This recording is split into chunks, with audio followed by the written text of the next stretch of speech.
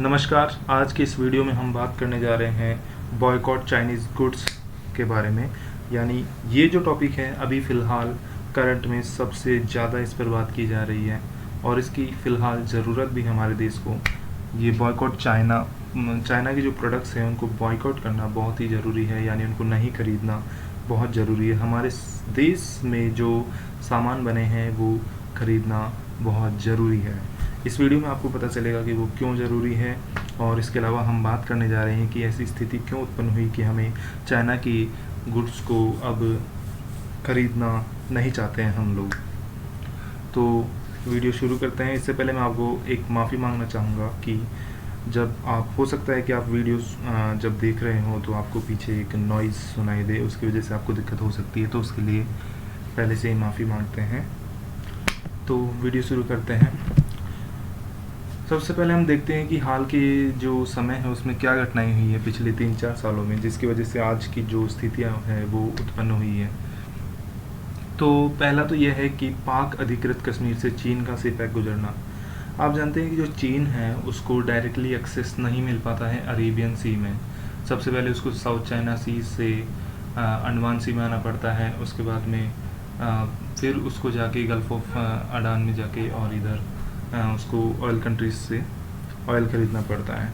तो काफ़ी लंबा रास्ता होता है। इससे अच्छा है उसके लिए कि डायरेक्ट वो तिब्बत से हाईवे बनाए पाकिस्तान के थ्रू और ग्वादर पोर्ट में, जो पाकिस्तान का ग्वादर पोर्ट है, उसमें उसको एक्सेस मिल जाए अरेबियन सी में डायरेक्ट, और वहाँ से वो बहुत ही कम समय में और कम कीमत पर वो कम खर्चे में अपना ऑयल वहाँ से मंगा सकता है। तो उसके लिए उसने सी पैक बनाया है पाकिस्तान में, चाइना पाकिस्तान इकोनॉमिक कॉरिडोर, जो कि बिलियंस की इन्वेस्टमेंट है पाकिस्तान में चाइना के द्वारा।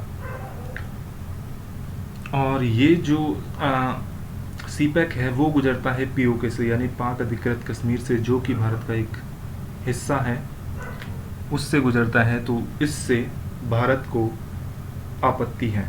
दूसरा हम देखते हैं डोकलाम विवाद।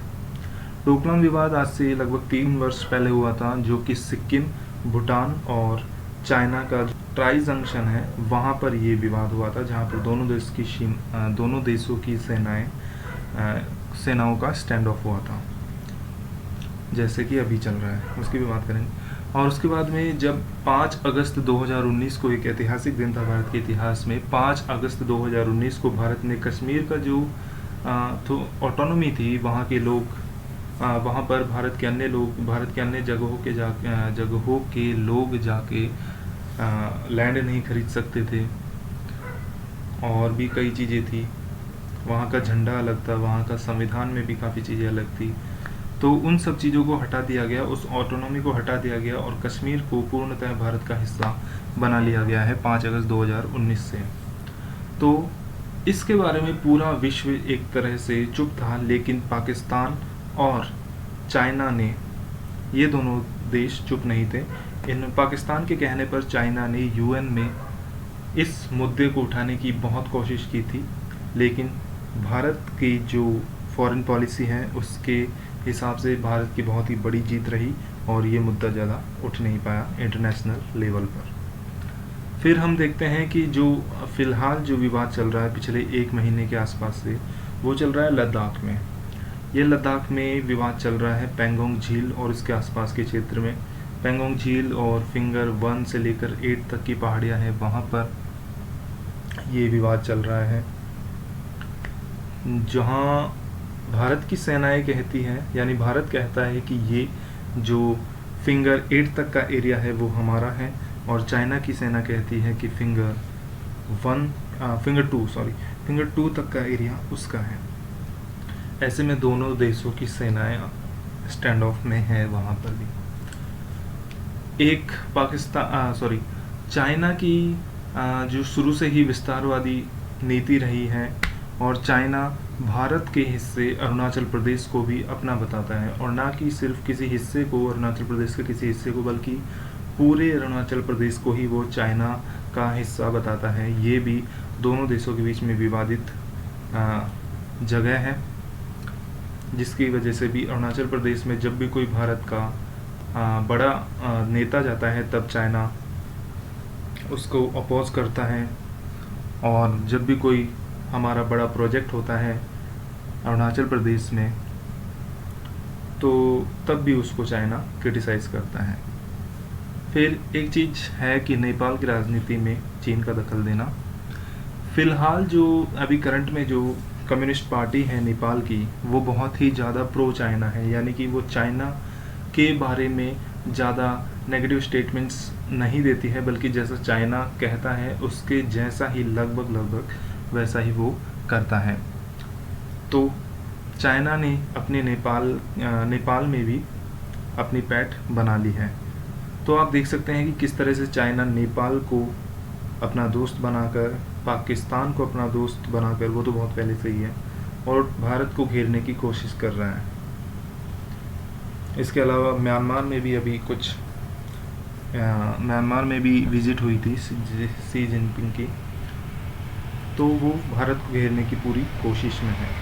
इसके अलावा अभी 2019 में जब कोविड-19 आया, तो पूरी दुनिया जानती है कि वो वुहान से निकल कर आया, चाइना से, और चाइना इसके लिए पूरी तरह जिम्मेदार है।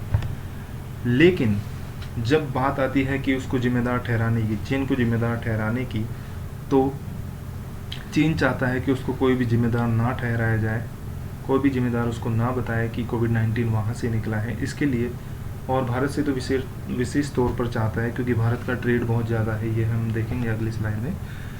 तो वो उनका एक न्यूज़पेपर है ग्लोबल टाइम्स, वहाँ पर वो खुलेआम लेख लिखते हैं कि भारत को चाइना के खिलाफ कोविड-19 के बारे में कोई भी स्टेटमेंट नहीं देनी चाहिए, वरना उसे परिणाम भुगतने के लिए तैयार रहना होगा।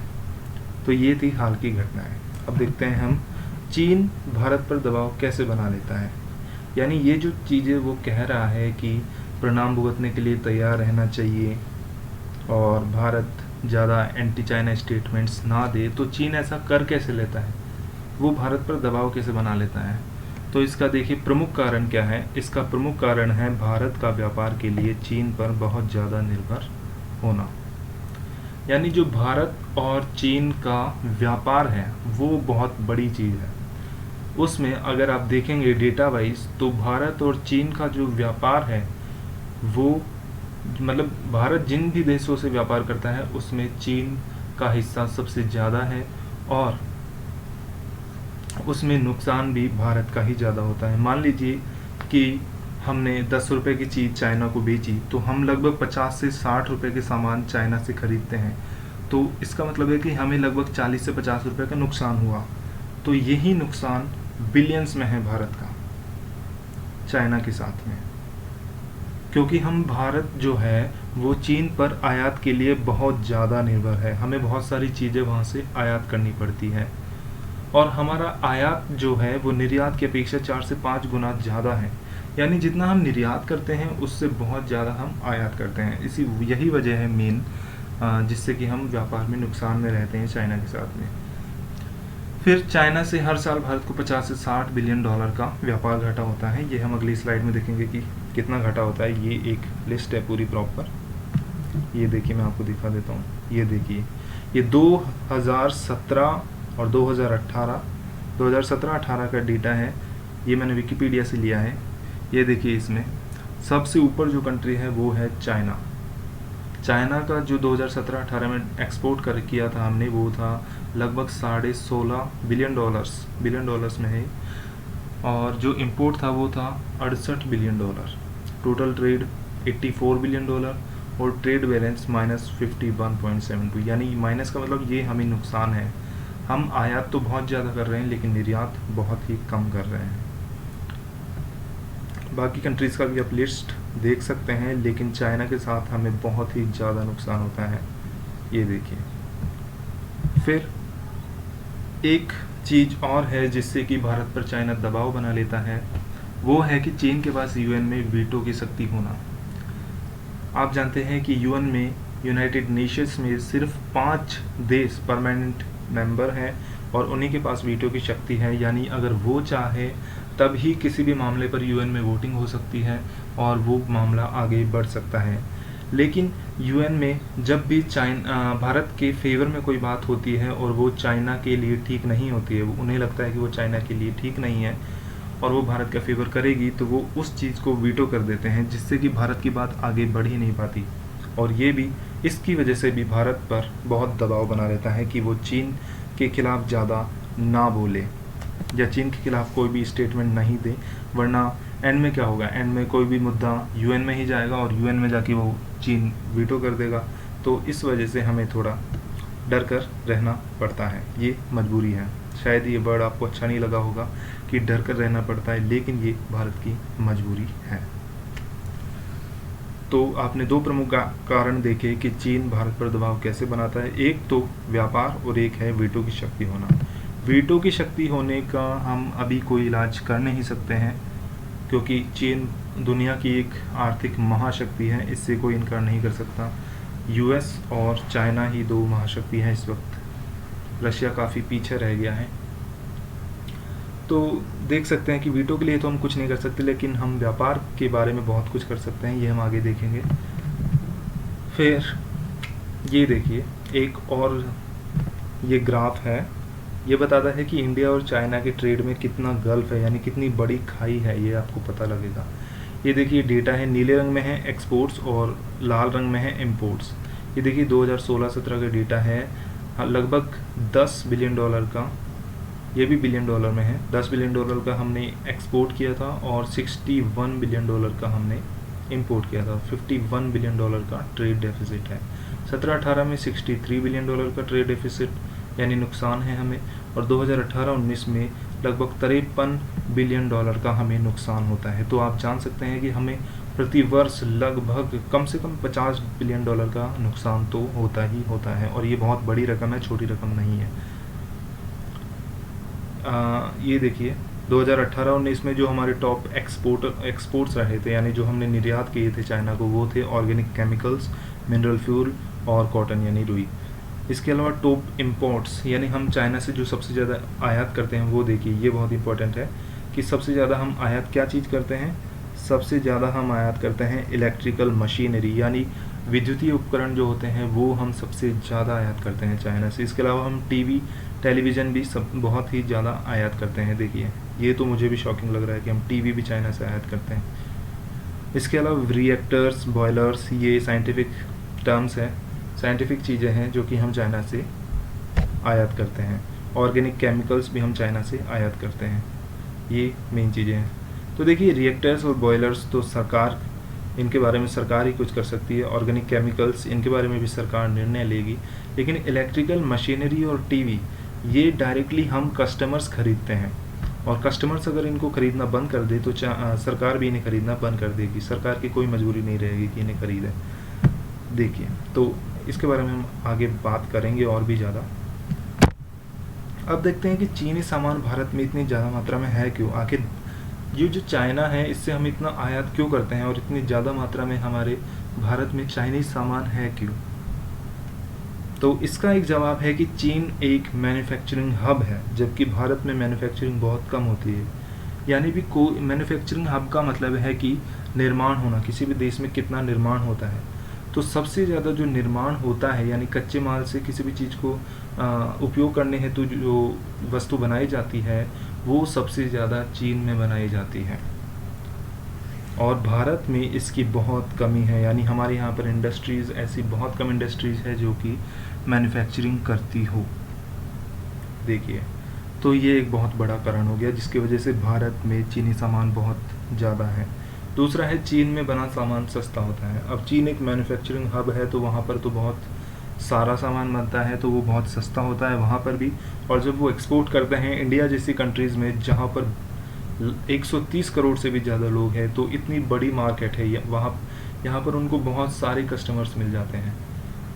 तो और भारत में आप सब जानते हैं गरीबी भी कितनी है, हर कोई इतना अफोर्ड नहीं कर सकता है महंगा सामान, इसलिए चीन में बना सामान जो कि सस्ता होता है वही लोग खरीदेंगे। ये एक नॉर्मल सी बात है कि जो सस्ता सामान पड़ेगा लोग उसे ही ज़्यादा खरीदना पसंद करेंगे। तो ये भी एक दूसरा कारण है कि चीनी सामान भारत में बहुत ज़्यादा मात्रा में है, क्योंकि चीनी सामान सस्ता होता है। तीसरा कारण है, भारत में चीनी सामान सस्ता होने के कारण ज़्यादा खरीदा जाता है। ये बेसिकली वही पॉइंट है, सेकंड पॉइंट ये है कि चीनी सामान सस्ता है तो ज़्यादा खरीदा जाता है। अब हम बात करते हैं कि हम बोलते हैं कि हमें प्रतिबंध लगा देना चाहिए, हमें चाइना के सामान को खरीदना नहीं चाहिए। तो हम क्यों करें ऐसा, सरकार क्यों नहीं करती है?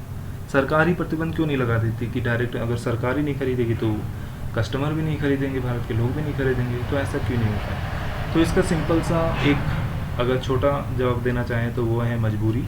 मजबूरी क्यों? क्योंकि आप जानते हैं WTO यानी कि वर्ल्ड ट्रेड ऑर्गेनाइजेशन, विश्व व्यापार संगठन जो है, जो कि UN की ही एक बॉडी है, उसके नियमों के अनुसार कोई भी देश किसी दूसरे देश से जो सामान खरीदता है या बेचता है, उससे जो व्यापार करता है, उस पर पूर्णतः प्रतिबंध नहीं लगा सकता, चाहे उनके बीच में युद्ध की स्थिति ही क्यों ना हो, लेकिन वो पूर्णतः प्रतिबंध नहीं लगा सकता। इसका एक अलग जो वेरिएंट है वो ये कर सकता है कोई भी कंट्री की, वो टैरिफ लगा सकता है, यानी कि आयात शुल्क ज़्यादा लगा सकता है। जैसे कि 10 रुपये का सामान हम चीन से कोई ख़रीदते हैं तो उस पर हम 2 रुपये सरकार टैरिफ लगाकर उसको इंडिया में 12 रुपये का बेच सकती है। पर ऐसा नहीं है कि 10 रुपये का जो सामान खरीद रहे हैं हम उसको पूरी तरह से ही रोक देंगे कि खरीदेंगे ही नहीं। बिल्कुल ज़ीरो नहीं कर सकते हैं, खरीदना कम कर सकते हैं लेकिन ज़ीरो नहीं कर सकते हैं, ये नियम है। तो सरकार चीनी सामान पर प्रतिबंध एक तो WTO के नियमों की वजह से नहीं लगा सकती, और उसकी मजबूरी भी है कुछ, क्योंकि वर्ल्ड लेवल पर जो फॉरेन पॉलिसी होती है वो कई चीज़ों पर निर्भर करती है, उसमें से एक व्यापार बहुत ही बड़ी चीज़ है। इस वजह से भी सरकार की थोड़ी मजबूरी होती है। फिर और सरकार प्रतिबंध लगाना भी चाहे तो नहीं लगा सकती है, क्योंकि भारत में लोगों को ज़रूरत है उस सामान की, बहुत ही ज़्यादा ज़रूरत है, क्योंकि वो सामान एक तो सस्ता है और दूसरा भारत में जब मैन्युफैक्चरिंग ही नहीं होती, अगर हम आयात बंद भी कर दें तो फिर क्या होगा, लोग उस सामान को कैसे खरीदेंगे या कहाँ से खरीदेंगे फिर? तो उसके विकल्प भी तो मौजूद होने चाहिए। इस वजह से सरकार एकदम से बंद नहीं कर सकती। इसके बजाय हमें खुद को यानी कस्टमर्स को, भारत के लोगों को सामान जो चीन में बना है उसको कम खरीदना चाहिए, जिसकी वजह से धीरे धीरे ये जो आयातित सामान है उसमें कमी आएगी और फिर सरकार भी इसको खरीदना कम करेगी। फिर हम चीनी सामान का बहिष्कार क्यों करें? अब हमारी बात आ रही है कि हमें चीनी सामान का बहिष्कार करना चाहिए, लेकिन ऐसा क्यों करें हम? आखिर हमको मतलब क्या है? हमें तो उल्टा अच्छा ही है ना कि सस्ता सामान मिल रहा है, भले ही वो बाहर के देशों का हो, तो उससे क्या फ़र्क पड़ रहा है? हमें तो सस्ता मिल रहा है, हमारा तो फ़ायदा हो रहा है। लेकिन ऐसा नहीं है। देखिए, जो हम सामान सस्ता खरीदते हैं उसकी वजह से हम बिलियंस ऑफ डॉलर चाइना को भेजते हैं। अब चाइना को भेजना तो ठीक है, व्यापार की दृष्टि से भेज रहे हैं, ठीक है, लेकिन चाइना हमारा एक जो मित्र देश होता है वो नहीं है, यानी वो हमारा दोस्त कंट्री नहीं है। वो उस पैसे से हमें नुकसान पहुंचाने की ही सोचेगा। वो चाहेगा कि भारत के खिलाफ हम ये कर दें, वो कर दें, और इस तरीके से वो उस पैसे का यूज़ भारत के खिलाफ ही करेगा। तो सोचिए, जो पैसा हम उन्हें दे रहे हैं व्यापार के बदले में, वो हमारे ही खिलाफ उसका यूज़ कर रहे हैं। तो ये बहुत ही गलत बात है, और देश का पैसा जो है वो भारत से बाहर नहीं जाना चाहिए, और चाइना में तो बिल्कुल भी नहीं जाना चाहिए। तो देश का पैसा बाहर जाने से रोकने के लिए हमें चीनी सामान का बहिष्कार करना चाहिए। दूसरा, हमारे उद्योगों को मजबूत करने के लिए। अब सोचिए कि हम चीन का सामान खरीदना कम कर देते हैं धीरे धीरे, तो भारत में बने हुए सामान की डिमांड धीरे धीरे बढ़ेगी। लोग चाहेंगे कि मेड इन इंडिया खरीदें, मेड इन इंडिया खरीदें। तो जो भारत के जो उद्यम हैं वो भी बढ़ेंगे, और जो लोग नई कंपनीज़ को सेटअप करेंगे वो भी मुनाफा कमाएंगी, और धीरे धीरे जो सामान अभी महंगा मिलता है मेड इन इंडिया में बना हुआ, वही सामान सस्ता पड़ेगा, क्योंकि फिर उनकी इंडस्ट्रीज़ ज़्यादा होगी, हम मैन्युफैक्चरिंग ज़्यादा कर रहे होंगे हमारे ही देश में। ये दूसरा कारण है कि हमें चीनी सामान का बहिष्कार करना चाहिए। तीसरा कारण है देश में रोज़गार के अवसर बढ़ाने के लिए। ये बेसिकली दूसरे कारण से ही रिलेट करता है। अगर देश में इंडस्ट्रीज़ बढ़ेगी, मैन्युफैक्चरिंग बढ़ेगी, तो हमारे देश में रोज़गार के अवसर भी बढ़ेंगे। हमारे देश के लाखों लोगों को उन कंपनीज़ में नौकरी मिलेगी। इस तरह से वो धन कमाएंगे, उन्हें रोज़गार मिलेगा, और वो देश का पैसा देश में ही रहेगा। देश का सामान देश के नागरिक ही खरीदेंगे, और इससे चाइना के पास जो हम बिलियंस ऑफ डॉलर भेजते हैं वो भी हम नहीं भेजेंगे। चौथा कारण है भारत के व्यापार घाटे को घटाने के लिए। अब जब हम चीनी सामान को कम खरीदना पसंद करेंगे, मेड इन इंडिया को ज़्यादा खरीदना पसंद करेंगे, तो भारत का जो व्यापार घाटा है, यानी जो $51 हमने शुरुआत में देखा था जो कि चाइना के साथ हमारा घाटा था, वो धीरे धीरे कम होके लगभग $20 बिलियन का आ जाएगा, और अगर हम चाहें तो उसे और भी कम कर सकते हैं। पांचवा कारण है मेड इन इंडिया को बढ़ावा देने के लिए। ये मैं पहले एक्सप्लेन कर चुका हूँ, पिछले 4 पॉइंट्स की ही बात है ये भी, कि अगर हम चीनी सामान को कम खरीदेंगे तो इससे हमारे देश में बने हुए सामानों को प्रोत्साहन मिलेगा, उन्हें ज़्यादा लोग खरीदेंगे और ज़्यादा मुनाफा कमाएंगे भारत के लोग ही, जिससे कि भारत के उद्यमियों का भी भला होगा और भारत के ग्राहकों का भी भला होगा। फिर हम बात करते हैं कि क्या चीनी सामान का बहिष्कार करना संभव है। हम बातें तो कर रहे हैं बड़ी बड़ी कि चीनी सामान का बहिष्कार कर दो, इन्हें खरीदो मत, और भारत का पैसा भारत में ही रहने दो, बाहर मत जाने दो। ये हम बातें तो कर रहे हैं, लेकिन क्या ये संभव भी है? क्या चीनी सामान का बहिष्कार हम कर सकते हैं? क्या ये पॉसिबल है? जैसा कि हमने पिछली स्लाइड्स में देखा था कि भारत में जो लोग हैं वो बहुत ज़्यादा निर्भर है चीनी सामान के ऊपर, क्योंकि एक तो वो सस्ते हैं और दूसरा उनकी मैन्युफैक्चरिंग भारत में होती नहीं है, वो चाइना से ही आते हैं। तो सोचिए, अगर आज हम चाइना से माल लेना बंद कर दें, सामान लेना बंद कर दें, तो क्या हम सर्वाइव कर पाएंगे? सोचिए हम मोबाइल लेना बंद कर देते हैं, तो मोबाइल अगर इंडिया में बनता ही नहीं है, तो मोबाइल तो आजकल एक बेसिक सी ज़रूरत हो गई है। अगर मोबाइल इंडिया में बनता ही नहीं है और चाइना से भी हमने बंद कर दिया, तो फिर क्या होगा? फिर तो एक बहुत बड़ी प्रॉब्लम क्रिएट हो जाएगी ना। इसलिए ये प्रैक्टिकल में मुश्किल लगता है, लेकिन ये इम्पॉसिबल नहीं है, ये हम आगे देखेंगे। फिर तो ये देखिए कि सामान का बहिष्कार करना संभव है कि नहीं है। तो देखिए, ये देखिए, बिजली के उपकरण, mobile phone, laptop, computer, plastic के सामान, खिलौने, कार, सोलर सेल, दवाइयाँ, API आदि कई सामानों के लिए हम चीन पर बहुत ज़्यादा निर्भर हैं। ये वो सामान है जिनके ऊपर हम चीन पर बहुत ही ज़्यादा निर्भर हैं, जिनके ऊपर हमने देखा भी था डेटा में कि बिजली के उपकरणों पर हम कितने ज़्यादा निर्भर हैं, मोबाइल फ़ोन्स पर हम बहुत ज़्यादा निर्भर हैं। मोबाइल फ़ोन का एक डेटा दिखाऊंगा मैं आपको। ये देखिए मोबाइल फ़ोन का डेटा। मोबाइल फ़ोन का जो डेटा है उसमें ये कंपनी जो रेड में दिख रही है, लेनोवो, वीवो, ओप्पो और जियोमी, ये चाइना के ब्रांड्स हैं रेड कलर में। और ये सैमसंग चाइना का नहीं है, ये आई थिंक साउथ कोरिया का है जहाँ तक मेरी जानकारी है। और अदर्स, ये अदर ब्रांड है। तो ये जो देखिए 4 मेन जो ब्रांड है, लेनोवो, वीवो, ओप्पो और जियोमी, ये चाइना के ब्रांड है। और ये भारत के जो मोबाइल मार्केट है उसमें 51% यानी आधा से ज़्यादा पर ये अपना मार्केट कैप्चर करते हैं इंडिया में। तो देखिए आप कितने ज़्यादा चाइनीज़ प्रोडक्ट्स और चाइनीज़ इलेक्ट्रॉनिक्स कितने ज़्यादा है भारत में, इससे आप देख सकते हैं। दूसरा, लैपटॉप, कंप्यूटर, प्लास्टिक के सामान, इनमें भी चाइनीज़, ये सब भी चाइनीज़ ही होते हैं ज़्यादातर। और खिलौने से लेकर कार तक, सोलर सेल से लेकर दवाई तक आदि बहुत सारे सामानों के लिए हम चीन पर निर्भर हैं।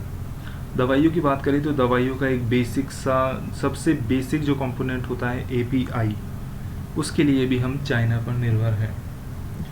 फिर दूसरा है कि भारत में 51% मोबाइल फ़ोन चीनी कंपनियों के हैं, ये हम देख चुके हैं स्लाइड में पहले। इसलिए चीनी सामान का बहिष्कार एक बार में या एक दिन में नहीं हो सकता, ये मुश्किल है, पर अगर सब भारतवासी चाहें तो 4 से 5 साल में हो सकता है। तो आप देख सकते हैं कि चीनी सामान का बहिष्कार इतना आसान तो नहीं है, लेकिन ये नामुमकिन बिल्कुल भी नहीं है, बल्कि ये हम कर सकते हैं, बिल्कुल बहुत ही जल्दी कर सकते हैं अगर सब लोग एक साथ चाहें तो। लेकिन अगर आधे लोग भी, भारत के आधे लोग भी चाहें कि हम आज से मेड इन इंडिया खरीदेंगे, मेड इन चाइना को ना कहेंगे, तब भी हम 4 से 5 साल में आत्मनिर्भर हो सकते हैं।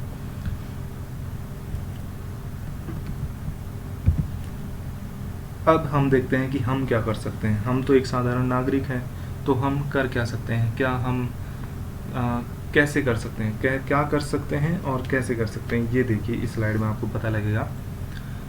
तो हम सामान खरीदने वाले ग्राहक हैं, हम ही चीन को सबसे ज़्यादा नुकसान पहुंचा सकते हैं।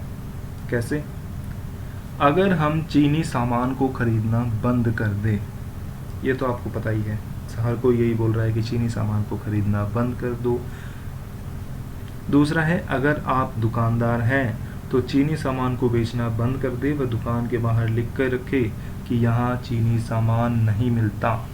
ये बहुत ही इम्पोर्टेंट पॉइंट है। देखिए, जैसे मैं एक कस्टमर हूँ और मैं जाता हूँ किसी दुकान पर जाकर मैं सामान खरीदने जाता हूँ, तो मैं कहता हूँ कि ये सामान दे दो, तो वो दे देता है। और अगर वो मेड इन चाइना है तो ये अब मेरी चॉइस है कि मैं उसे ख़रीदूँ या ना ख़रीदूँ। अगर वो मेड इन चाइना है तो मैं उसे कहूँगा कि नहीं, मुझे मेड इन चाइना मत दो, मुझे मेड इन इंडिया दो, तो मैं वो ख़रीद लूँगा। और दूसरा ग्राहक गया, वो मेड इन चाइना ही ख़रीद के लिए आया, तो ठीक है। ऐसे दो सिचुएशन हो गई। लेकिन अगर आप सोचिए कि कोई दुकानदार है और वो ही मेड इन चाइना वो बेच ही नहीं रहा है, तो वो जो ग्राहक जाएगा मेड इन चाइना भी ख़रीदने वाला, वो क्या ख़रीदेगा? उसको तो वहाँ पे मिलेगा ही नहीं।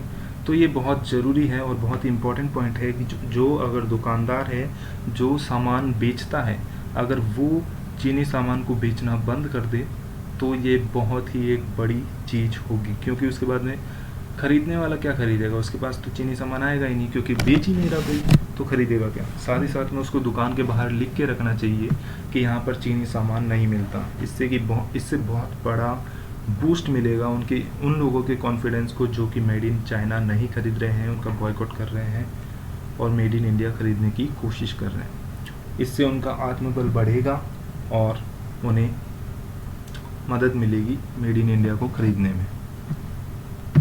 फिर अगर मान लीजिए मेड इन चाइना आप नहीं खरीदना चाहते हैं, नहीं खरीदना भी चाहिए, और आप मेड इन इंडिया खरीदना चाहते हैं लेकिन वो मिल ही नहीं रहा। मान लीजिए कि कोई चीज़ ऐसी है जो कि मेड इन इंडिया में बनती नहीं है, जैसे कि इलेक्ट्रिकल जो कंपोनेंट होते हैं, बहुत सारे इलेक्ट्रिकल कंपोनेंट ऐसे होते हैं जो इंडिया में बिल्कुल भी नहीं बनते हैं, तो वो आप खरीदना चाहते हैं और आप मेड इन चाइना भी नहीं खरीदना चाहते और मेड इन इंडिया तो है अवेलेबल ही नहीं है, तो ऐसे में हमें क्या करना चाहिए?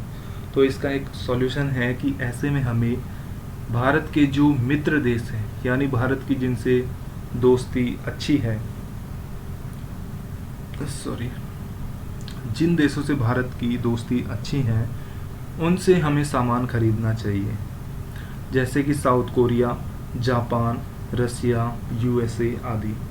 रशिया से हमारी बहुत पुरानी दोस्ती है, जापान से भी हमारी दोस्ती है, साउथ कोरिया से भी दोस्ती है, बहुत सारे इंपोर्ट और एक्सपोर्ट व्यापारिक दोस्ती भी काफ़ी है। यूएसए हमारा नया दोस्त बना है और काफ़ी अच्छा साथ दे रहा है यूएसए इंडिया का।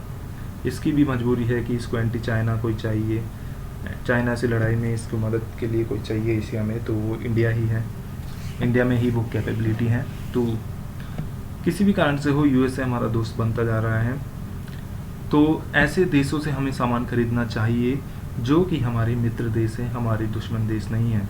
जैसे कि पाकिस्तान, मलेशिया, चाइना, इन देशों से हमें खरीदना नहीं चाहिए, क्योंकि ये आए दिन हमारे देश के खिलाफ कुछ ना कुछ स्टेटमेंट्स देते रहते हैं।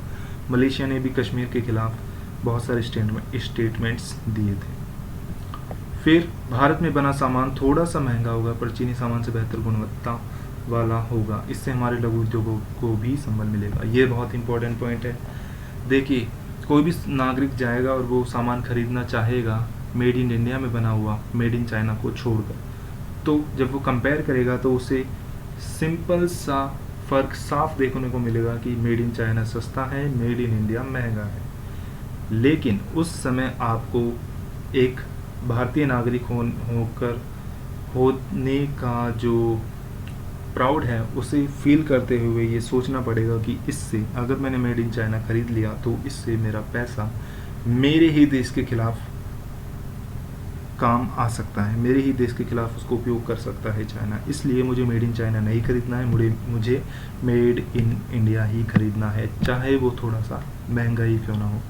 तो हो वॉलेट पावर, जैसे कि सोनम वांगचुक जो है, उन्होंने भी यही कहा है कि भारत को अपना वॉलेट पावर दिखाना होगा, यानी कि थोड़ा सा महंगा हमें खरीदना ही होगा, जिससे कि हमारे भारत के जो उद्योग हैं उनको बल मिले और चाइना के जो सामान है उसको कम खरीदना है हमें।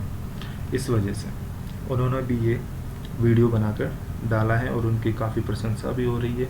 उन्होंने एक मुहिम छेड़ी है, उससे मैं भी इंस्पायर हुआ हूँ। उसका वीडियो भी मैं डिस्क्रिप्शन में दे दूंगा। फिर एक जो मैं बात कर रहा हूँ सोनम वांगचुक की, उन्होंने ही ये हैशटैग निकाला है boycott Chinese software, boycott Chinese hardwares. यानी जो किसी भी इलेक्ट्रॉनिक कंपोनेंट किसी भी में हमें सॉफ्टवेयर्स और हार्डवेयर्स, ये चाइना के कोई ना कोई सॉफ्टवेयर या हार्डवेयर हमें दिख ही जाएगा। जबकि हार्डवेयर की तो जो इंटरनल जो कंपोनेंट होते हैं हार्डवेयर में, वो तो चाइना के बहुत सारे बने हुए होते हैं। किसी भी कंपनी का आप लैपटॉप ले लीजिए, सैमसंग, लेनोवो, डेल, किसी का भी, उसमें चाइना का ज़रूर कुछ ना कुछ कंपोनेंट होता है। तो ऐसा तो नहीं है कि हम छोटे छोटे कंपोनेंट्स को निकाल के बाहर फेंक देंगे कि ये चाइना का है, इसको फेंको, इसको हटाओ।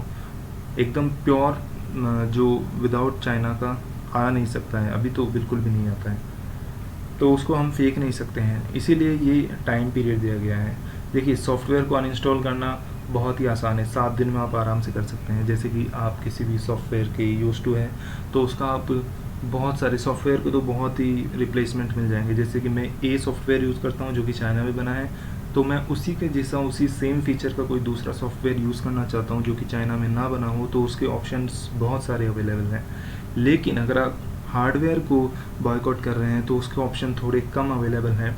इसके लिए हमें हार्डवेयर को 1 साल दिया गया है कि अनइंस्टॉल चाइनीज़ हार्डवेयर इन 1 ईयर, यानी कि 1 साल के अंदर अंदर आप अपना जो चाइनीज़ हार्डवेयर है उसका रिप्लेसमेंट खोजने की कोशिश करें। ऐसा नहीं है कि बिल्कुल भी नहीं है, बहुत सारी रिप्लेसमेंट है, लेकिन इनको हार्डवेयर में थोड़ा रिप्लेस करना मुश्किल होता है। फिर हमें देखते हैं कि हमें अपने मोबाइल फ़ोन व कंप्यूटर से चीनी सॉफ्टवेयर को सबसे पहले अनइंस्टॉल करना चाहिए। उन्हें मेड इन इंडिया सॉफ्टवेयर से या भारत के मित्र देशों में बने सॉफ्टवेयर से रिप्लेस करना होगा। तो देखिए, एक साधारण नागरिक होने के नाते हम बहुत ही आसान चीज़ है ये करने के लिए कि जो हमारे मोबाइल फ़ोन्स हैं उनमें से हम चाइना के जो जितने भी सॉफ्टवेयर्स हैं उनको अनइंस्टॉल कर दें और मेड इन इंडिया में बने हुए, यानी कि इंडिया में बने हुए सॉफ्टवेयर्स को या भारत के मित्र देशों में बने हुए सॉफ्टवेयर्स को अपने मोबाइल फ़ोन्स के अंदर हम इंस्टॉल करें। दूसरा, ये सॉफ्टवेयर की बात होगी। अब हार्डवेयर की वही सेम, हम अपने चीनी लैपटॉप, कंप्यूटर व मोबाइल फ़ोन या किसी भी चीनी हार्डवेयर को अगले 1 से 2 साल में मेड इन इंडिया या भारत के मित्र देशों में बने लैपटॉप, कंप्यूटर व मोबाइल फ़ोन से रिप्लेस करना होगा। तो अगले 1 या 2 साल में हम चीनी जो हार्डवेयर है उनको भी मेड इन इंडिया हार्डवेयर या भारत के मित्र देशों में बने हार्डवेयर से रिप्लेस कर सकते हैं। और इसमें मुश्किल ज़रूर है, लेकिन ये नामुमकिन बिल्कुल भी नहीं है। थोड़ा सा मुश्किल है, लेकिन दृढ़ निश्चय से ये बहुत ही आसान हो जाएगा। ये देखिए, अब हम बात करते हैं सॉफ्टवेयर जो अनइंस्टॉल करने की बात कर रहे हैं। तो हमारे मोबाइल फ़ोन्स में इस वक्त ये जो top 25 Chinese apps in India, इनमें से ये जो 25 ऐप्स हैं इनमें से बहुत सारे ऐप्स आपके मोबाइल में इस वक्त मौजूद हो सकते हैं और इसकी बहुत बड़ी प्रोबेबिलिटी है इन ऐप्स के मौजूद होने की। अगर आप टीनेजर हैं, तो ऐसे ऐप्स बहुत सारे, इनमें से बहुत सारे ऐप्स आपके मोबाइल में मिल जाएंगे। तो ये ऐप है जो कि इंडिया में बहुत ज़्यादा चलन में है, चाइना के हैं। ये देख लीजिए, आप इसको स्क्रीनशॉट भी ले सकते हैं और इनको आप अनइंस्टॉल करें जल्द से जल्द। दूसरा, हम ये देखिए इस स्लाइड में जो इंडिया में टॉप 100 जो ऐप हैं उसमें से मोस्ट पॉपुलर चाइनीज़ ऐप्स कौन कौन से ऐप हैं। तो वीडियो और लाइव स्ट्रीमिंग के लिए LiveMe, Vigo live, Vigo video. Utility apps हैं beauty plus, Xender and CamScanner और जेंडर ऐप तो बहुत ही ज़्यादा यूज़ में लिया जाता है। मतलब ये ऐसी चीज़ें जिनकी रिप्लेसमेंट कम है बहुत। बाकी ये जो लाइवमी, वीगो लाइव, इनके तो बहुत सारे रिप्लेसमेंट है। बल्कि ये जो ऐसे वीडियो स्ट्रीमिंग होते हैं ऐप, वो चाइनीज़ ही होते हैं बहुत सारे। गेमिंग ऐप्स देखें तो पबजी बहुत ही ज़्यादा फेमस हो चुका है इंडिया में, बल्कि ऑल ओवर द वर्ल्ड। लेकिन इंडिया में बहुत ही ज़्यादा, क्योंकि यहाँ पर मार्केट बहुत बड़ा है, इसलिए पबजी आजकल आपको हर छोटा छोटा बच्चा पबजी के बारे में उसको ज़रूर पता होता है, वो खेलता भी है। इसके अलावा clash of Kings, mobile legends, ये ऐसे गेमिंग ऐप्स है जो कि इंडिया में बहुत पॉपुलर है।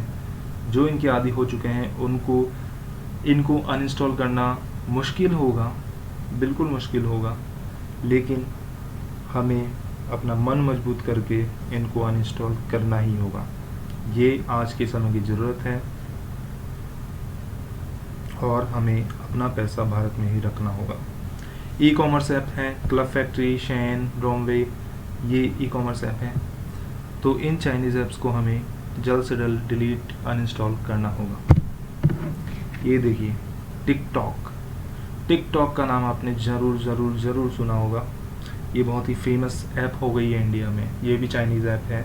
इसमें आप 15 सेकंड की वीडियो डालकर फेमस हो सकते हैं,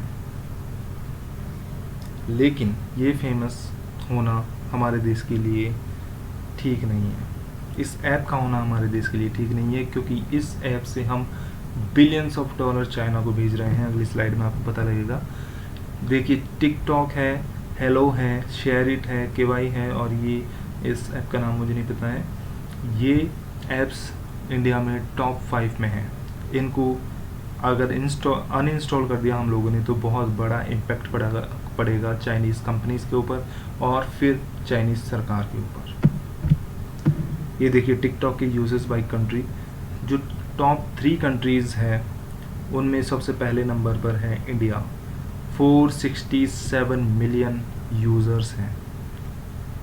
TikTok has been downloaded 467 million times in India, nearly 1/3 of its total downloads. Sensor Tower 2019। ये 2019 का डेटा है।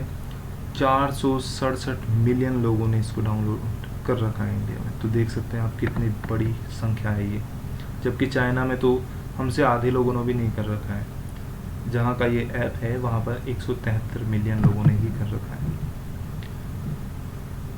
फिर बॉयकॉट मेड इन चाइना, ये हमारी लास्ट स्लाइड है और इससे मैं अपील करना चाहूँगा। ये जो स्क्रीनशॉट है मैंने लिया है सोनम वांगचुक के वीडियो से, और जिन से मैं इस वीडियो को बनाने के लिए इंस्पायर हुआ हूँ उन सब की वीडियो मैं इस वीडियो के डिस्क्रिप्शन में दे दूँगा लिंक्स। तो ये अपील है सोनम वांगचुक की, जो मैं अपनी तरफ से भी फॉरवर्ड कर रहा हूँ आप सब लोगों को। Boycott made in China, hashtag boycott made in China. और इसको सिर्फ हैशटैग नहीं रखना है, इसको पब्लिक लाइफ में भी लाना है, हमारी पर्सनल लाइफ में भी लाना है। आज ही मैं मार्केट गया था, वहाँ पर कई लोग ऐसे हैं जिन्होंने अपनी दुकान पर लिख लिया है ये जो भी चल रहा है अभी मुहिम जो छेड़ी है सोनम वांगचुक ने और कई अन्य लोगों ने, उनकी वजह से कई दुकानदारों ने लिख लिया है कि हमारे यहाँ पर मेड इन चाइना सामान नहीं मिलता है, चाइना के सामान नहीं मिलते हैं। तो ऐसा ही हम सबको भी करना है। वो बेच नहीं रहे हैं, हमें ख़रीदना नहीं है, और अगर हमारी कोई दुकान है तो हमें भी नहीं बेचना है। तो ये अपील है मेरी आपसे कि सॉफ्टवेयर इन अ वीक, यानी सॉफ्टवेयर को एक वीक में आप निकालें अपने मोबाइल फ़ोन से, अपने लैपटॉप कंप्यूटर से, और हार्डवेयर को 1 साल में निकालने की कोशिश करें। ये मुश्किल थोड़ा सा ज़रूर लगता है, लेकिन दृढ़ निश्चय करेंगे तो आपको ये बहुत ही ईजी लगेगा। और जब आपके साथ में बहुत सारे लोग करेंगे तो आपका आत्मविश्वास बढ़ेगा और हम हमारे देश का पैसा हमारे देश में ही रखेंगे, चाइना को नहीं भेजेंगे, जिससे कि चाइना हमारे देश पर ही उसका यूज़ ना करे। और जब ऐसा होगा तो हमारा व्यापार घाटा कम होगा। व्यापार घाटा कम होने से चाइना जो दबाव बनाता है हमारे इंडिया के ऊपर वो कम बना पाएगा। तो जो वो अभी दादागिरी करता है वो दादागिरी नहीं कर पाएगा। वो मेज पर, बातचीत की मेज पर बैठकर हमसे बात करेगा और तब समस्याओं का सुलझाता होगा। तो इसी के साथ ये वीडियो एंड होता है। मैं माफ़ी मांगना चाहूँगा अगर आपको बैकग्राउंड में नॉइज़ सुनाई दिया हो, क्योंकि मुझे नहीं पता कि सुनाई देगा या नहीं, क्योंकि रात का वक्त और पास वाले घर में कूलर चल रहा है। मेरे पास अभी ऐसे उपकरण नहीं है जिसकी वजह से कि मैं उस नॉइज़ को रोक पाऊँ। तो मैं आशा करता हूँ आपको वीडियो अच्छा लगा हो। अगर अच्छा लगा हो तो लाइक और शेयर ज़रूर करें, कमेंट भी कर सकते हैं जो आप इस वीडियो के बारे में सोचते हैं। तो धन्यवाद आप सबका। Thank you for watching.